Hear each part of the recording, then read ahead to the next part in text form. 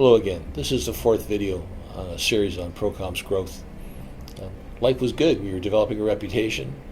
We were penetrating clients. We were increasing our client base. One day I received a phone call from a company that was doing a survey of the industry. They contacted me and asked if I would come in and spend some time with them and have a conversation. I was flattered, and so I went to the meeting. We talked about the industry, where we thought the industry was growing, our services, our process, our principles, upon which we were running our company. I had a comment I used to say, everyone wants to be pleasantly surprised instead of being mildly disappointed. So I went overboard to tell people the negatives of a contract as opposed to the positives. So when they went into the work, they were not disappointed. That's a practice that's always served me well. Sometime thereafter, I was invited by IBM to come to their offices. We were a supplier to IBM. We had a few people working for them here and in New Jersey, and I wasn't really sure of the reason for the meeting, but when I arrived, there was people from procurement, people from HR, people from the line. And the purpose of the meeting, and Dave was with me, Dave Mahood, the purpose of the meeting was to see if they could have a closer relationship with Procom. It was the first of around 3 or 4 meetings with these same people.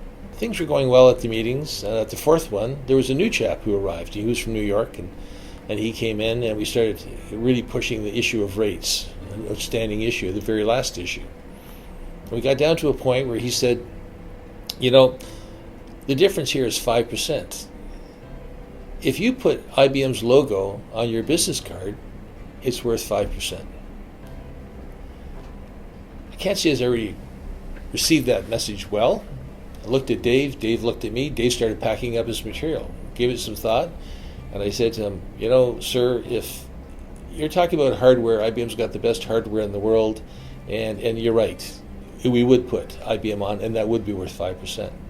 However, we're talking about services.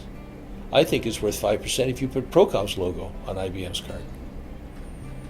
The meeting was finished. As I was walking out the door, the chap who was representing procurement pulled me aside and said, I just signed your contract this morning. Pretty sure that's this way the meeting was going to go. You've got a contract with IBM for the next 5 years. I doubt if they'll extend it thereafter. Sure enough, 5 years later, IBM terminated our contract. However, we still had people working for IBM for the next 10 years. Our numbers at this time were around 150 contractors. In our next video, I'll tell you how Procom swallows a whale.